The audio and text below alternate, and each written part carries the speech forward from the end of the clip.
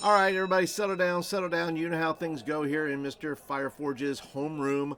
Got to take roll, all right? So please answer when you hear your name. All right, roll for Tarako.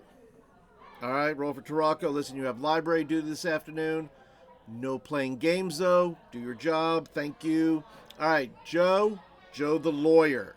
Joe the lawyer. No. No, Joe. Put your hand down. No, you may not go to the bathroom. You've been to the bathroom 4 times already. Hold it until the bell, please. Let's see. The Dungeon Delver. Listen, Mr. Delver. Our crosstown rivals are missing their owlbear mascot. Would you happen to know anything about that? Please see me after class. All right, Gothridge Manor. No, no. I got your request, and I'm not going to call you Am I Not Merciful? And I think you know why.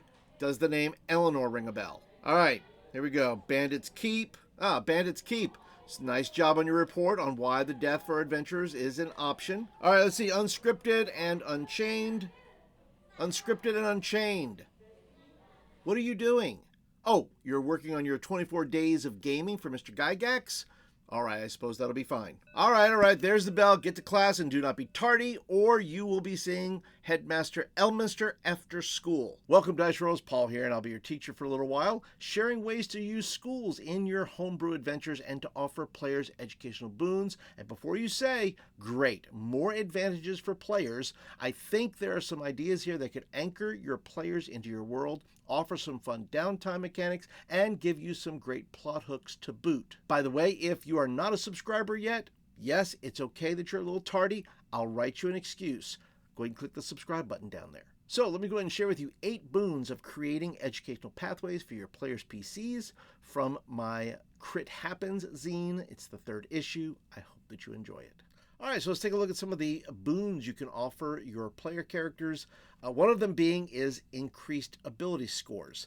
This is where if you say, look, I don't want to allow multi-classing for whatever reason, but players still want to be able to up their intelligence score or their strength score, whatever it may be, then you can allow them to go to a library or a school or take a course or take a night class or anything like that, and maybe they don't have it long term, right? Maybe unless they like opt out their character for a few adventures and they say, well, they're going back to school.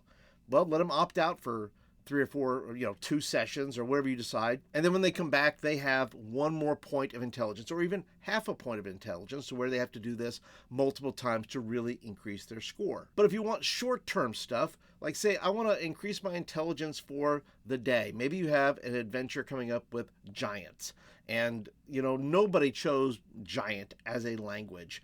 But you say, well, that might facilitate better adventuring. That may facilitate better role playing. Then why not allow them to go to the public library or allow them to talk to an actual giant who will be willing to give them lessons in how to speak giant, and then allow them for that particular adventure to get advantage. Now, of course, they have to roll to pass the class or retain the knowledge, but I think that's a fun little mechanic you can use without breaking your whole game. All right, I kind of covered language proficiency, but we'll go for it again. Learning new languages can open up diplomatic opportunities. So maybe somebody in your party wants to talk the language of whatever it is, kobold or goblin or orc or whatever it may be. Or like I said, giants. Let them stop by the library and grab a book on giant writings or the language itself, like I learned to speak giant, like a Duolingo, for adventurers. And you can set it up to be as hard or as easy as you want. They can go to the library if there's a library in town, or maybe they have to find a book or they have to buy a book, which is maybe really expensive. So let's look at skill proficiencies. Studying specific subjects can grant characters proficiency in related skills like repairing equipment, learning new spells, and understanding the planes. Think of it as cramming for a test where you learn what you need for the test and then it becomes a distant memory. Like I said earlier, go back to saying, look, you want to study this? Great, you can do it. You can do it in some of your downtime.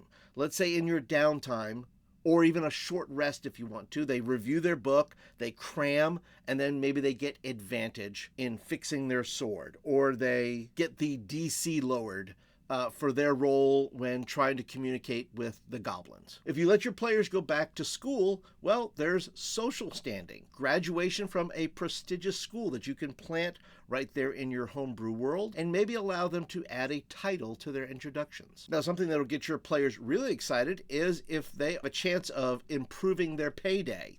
The more education a PC receives, the more they can charge for specific jobs. So let's say they go back to school, or they want to go to an artificer school. They want to learn how to make things, or they want to know how to fix things, which then says in my downtime, hey, I took a course, I took a class, I'm being mentored by somebody, and now I'm able to make extra money during my downtime. Allowing PCs to go back to school allows them networking opportunities. Schools or conventions are hubs for meeting new people, including potential allies, rivals, or romantic interest. And then you have new discoveries. It's possible that after achieving much learning, characters can invent new spells, discover lost civilizations, or manufacture new kinds of weapons. And this is a long-term view if you're allowing educational possibilities. And once again, whatever they discover or whatever they create then becomes part of lore and part of the landscape of your homebrew. And lastly, entrepreneurial aspirations.